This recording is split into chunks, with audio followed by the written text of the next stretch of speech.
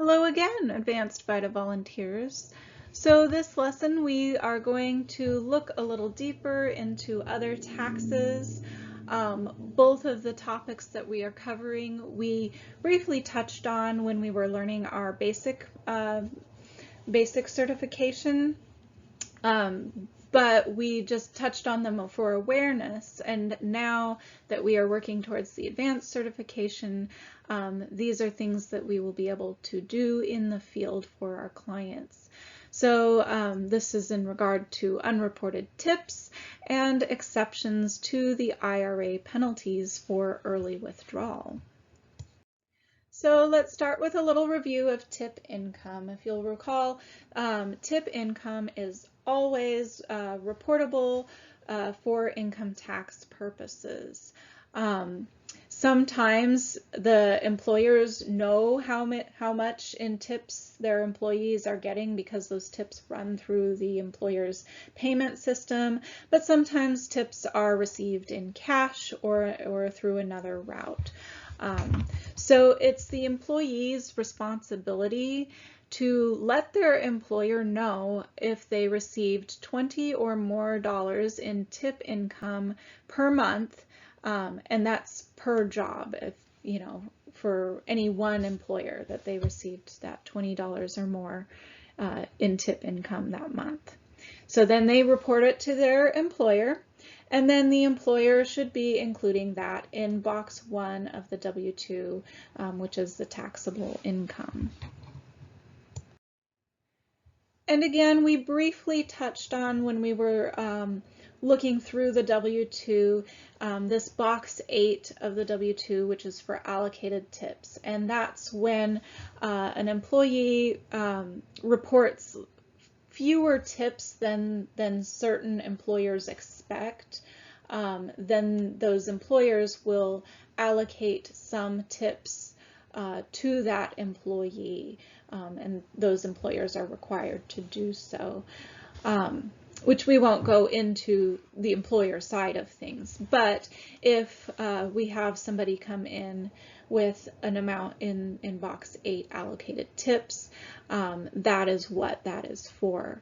And they may have received those tips and didn't report. They may have received more tips than that and didn't report, or they may have received fewer tips than that, and we really hope that they kept a log of the actual tips that they received, because then we might be able to help them not have to pay tax on money that they didn't receive, or on income that they didn't actually get. But they will have needed to have kept a log about that. So there is an entry field in the W-2 entry screen in TaxSlayer, and so that allocated tips will find its way onto the return as long as we are making sure that we are getting everything, doing a good job with our data entry. For unreported tips, and that includes the allocated tips because the employer allocated them, the employee did not report them, we have that $20 threshold. And it's important to note that the under $20 per month is still reportable on the tax return, because there's still going to be income tax on those tips. If there was more than that $20 per month per employer, then it's not just income tax that needs to be assessed on that tip income, but also Social Security and Medicare taxes. So these will get figured on Form 4137, the Social Security and Medicare tax on unreported tip income. And you can see in that first section there's a number of lines, so a taxpayer could work for a number of different employers, and then there's some columns where they state the amount of tip income that they got, they state the amount that they reported, and then they state the amount that they didn't report. And then in that second section down below, there's some calculation lines. In amongst those is a place to put tips that were not reported because they were under that $20 per month amount. And so when that happens, it gets subtracted out of the amount that has to have the Social Security and Medicare tax paid. And this is all done on a per month basis. So we need to know what to do when we get to TaxSlayer and we have this sort of situation. And there's a couple of different types of scenarios. So if there are unreported tips, then we would enter them on the W-2 input screen. There's a field for unreported tips. That's important to note. That's not a box that you actually have on the W-2.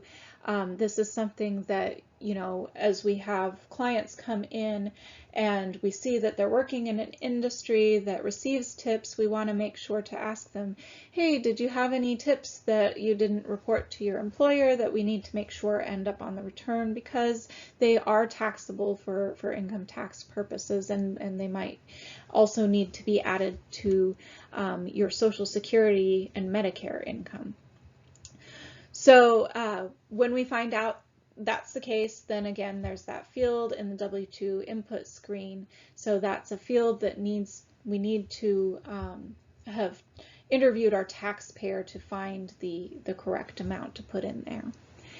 Now, if those tips were unreported because they were less than the $20 per month, then we would also enter them on Form 4137 in the Other Taxes section of TaxSlayer. So that allows that amount to be taken out of TaxSlayer's figuring of what needs to be reported for Social Security and Medicare tax. So again, that will still be calculated in the income tax portion, but they won't have the added employment taxes. So if the allocated tips, so this is a situation where, you know, we have a taxpayer come in, they've worked in a service industry, and they have the W-2, and that box 8 it has a number in it for allocated tips, and they say, I didn't get that many tips. And then we say, oh, did you keep a log? And hopefully they kept a log of what their actual tips were.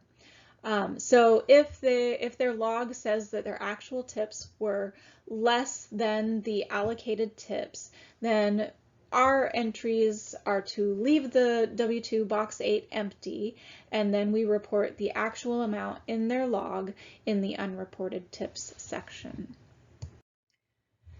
So next we're going to look at the exceptions to the IRA penalties. And not just IRAs, really any kind of tax benefited retirement plan. If you'll recall, when we looked at the 1099-R, and we talked about that all-important box 7, which has our distribution codes, and if you remember, box 1 is kind of our uh-oh distribution code. That means that the taxpayer took an early distribution, and the trustee, the entity that was holding this money, the account, didn't know why or didn't know of any exceptions that applied to the taxpayer having an additional tax. So, and if you recall that generally speaking, if this was a tax favored account, the taxpayer will need to pay income tax on this distribution, as well as an extra 10% penalty for an early withdrawal. However, just because the trustee didn't know that there was a exception doesn't mean that there actually wasn't one. So one of the most common ones is when the taxpayer did what's called a 60-day rollover. So if the funds are deposited, they were taken out of the one IRA and deposited into the same IRA or another IRA or an employer plan within 60 days, then that's considered a rollover, and so that's an exception to having to pay a penalty on that income, and it's also an exception to paying the income tax because it went right back into another tax favored account. So our taxpayers can only do this one time per year, and that's the 60-day rollover. They can have unlimited trustee to trustee rollovers, so that's where that money goes directly from one account, one tax favored account, to another tax favored account, and our taxpayer never received a check or anything. With the 60-day rollover, the taxpayer receives the check and then deposits it into the account themselves. So they only get to do that one time per year. And then when we go to enter these 60-day rollovers into TaxSlayer, we'll do it on the 1099-R input screen. Again, we're going to be seeing a 1099-R with a code 1, or it could be a code 7 if they are above the 59.5 age. Then they still would, if they had this rollover, they would still want to make sure that they didn't have to pay the income tax on a rollover. So when we're on that 1099-R input screen, we subtract the rollover amount from the gross distribution box 1 and enter the difference as the taxable amount in box 2A. So box 1, to clarify, you put what's on the 1099-R in box 1, and box 2A, remember, is that taxable amount. So that taxable amount we lower by the amount that was rolled over, and hopefully it was all of it, but sometimes it's not. So we just lower by the amount of rollover. And then there's a checkbox at the bottom of the 1099-R input screen where, again, we check the box that says that this was a rolled over distribution, and we put the amount that was rolled over again. Another exception to the IRA penalty is for adoption, and in this case, taxpayers can take up to $5,000 as long as they do it within 1 year after the child is born or the adoption is finalized. In other cases, it's possible that the taxpayer was totally and permanently disabled, for whatever reason, the trustee didn't know about it, maybe in the first year that it happened. But it's important to note that this total and permanent disability has to occur before the distribution. Otherwise, the distribution would still have to have that 10% penalty. Death is another situation where a distribution made on or after the date of death would not be subject to the penalty. For medical expenses,